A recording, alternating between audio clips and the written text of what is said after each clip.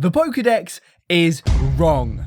It is an encyclopedia full of lies, myths, and total stabs in the dark passed off as fact that some people take as gospel.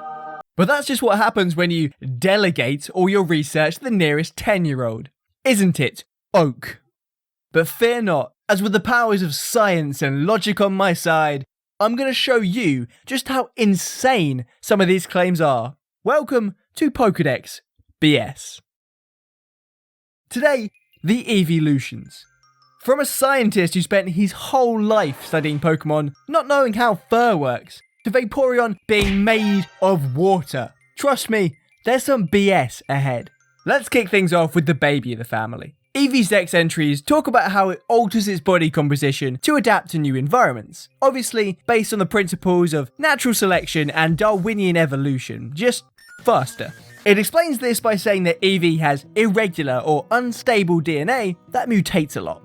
Unfortunately, mutation isn't a miracle fix-all solution to your problems like drugs are. The forgotten thing about the evolutionary process is that it's not perfect. For every beneficial mutation, there are countless that do absolutely nothing or are even detrimental to the survival of the organism. If Eevee was really freaking out mutating all over the place every time something changed in its environment, the landscape would be littered with dead and horribly deformed Eevee who've fallen victim to this natural game of Russian roulette where the odds are not in your favour.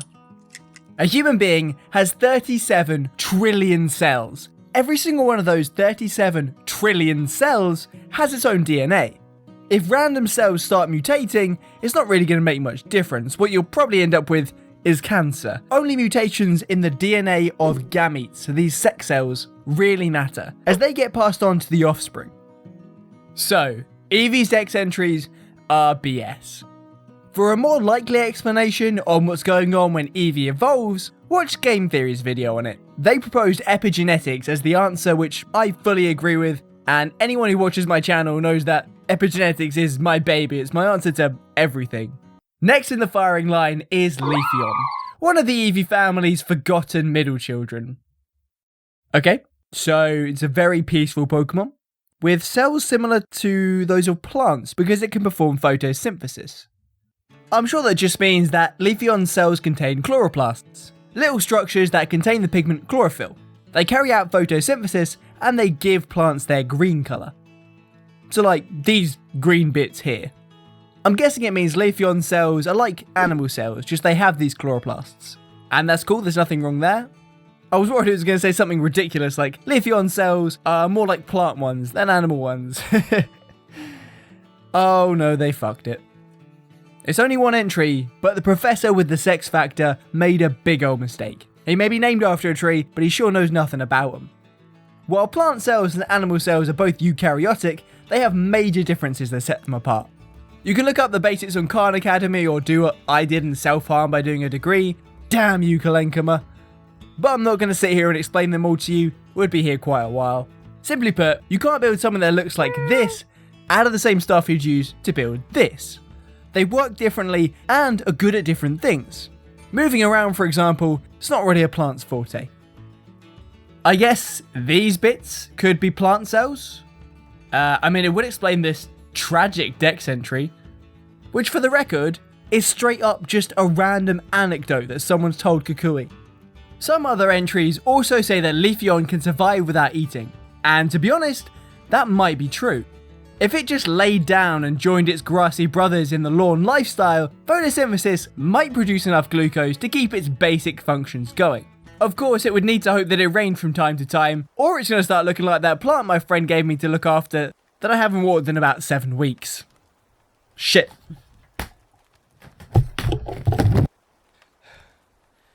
So I guess another BS Dex entry. We've done Malcolm 1, so let's do Malcolm 2, Glaceon.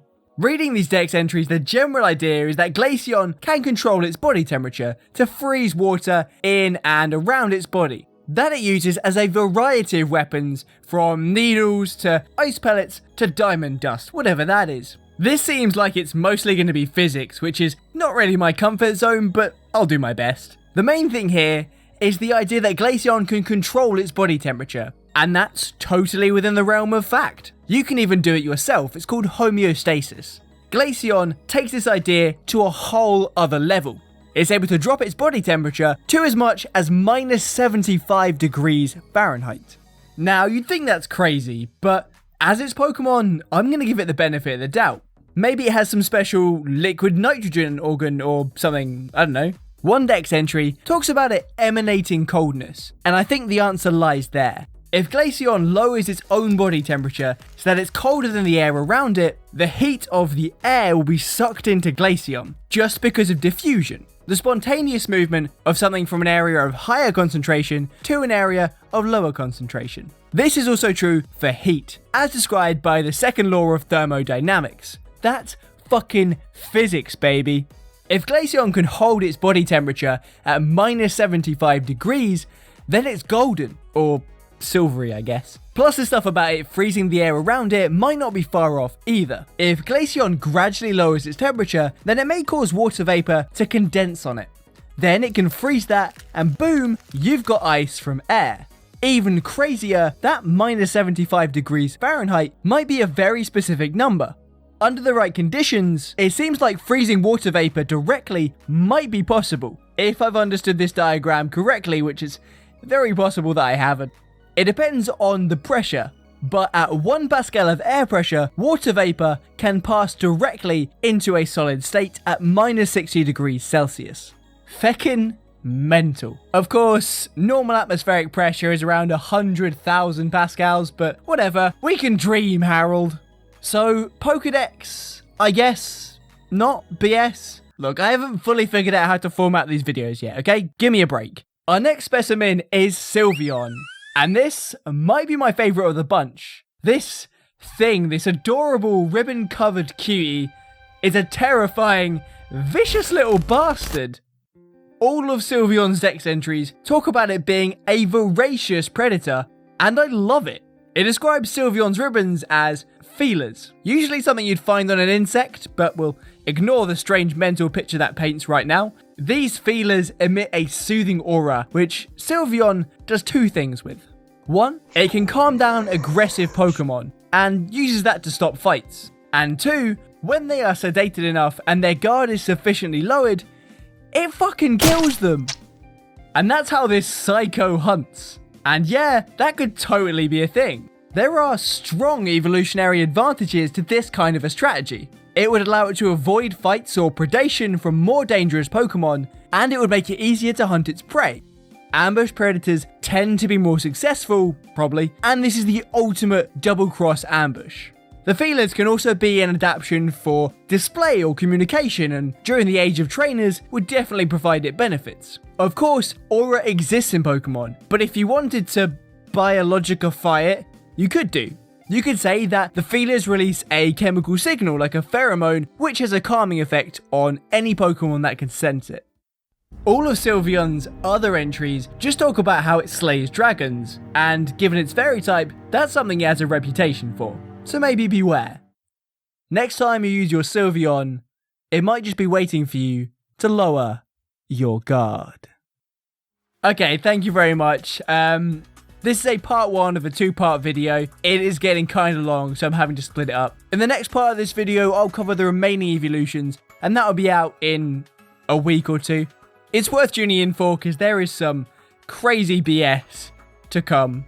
Please leave down in the comments any more Pokemon you'd like me to do a Pokedex BS of. Do YouTube things. I love you. Goodbye.